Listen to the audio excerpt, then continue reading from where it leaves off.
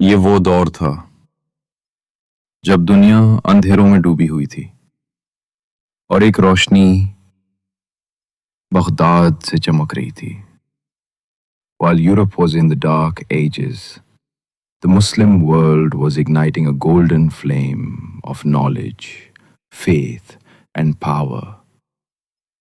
8ویں صدی، عباسی خلافت کا عروج، ہارون الرشید کا دور.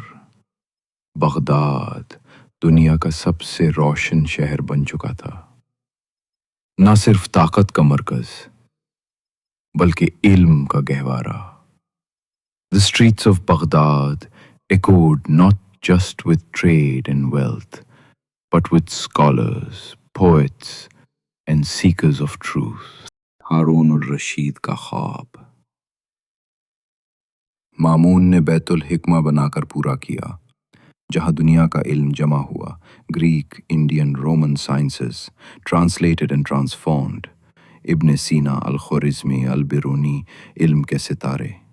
Islam taught ilm is ibadah and faith with reason is noor.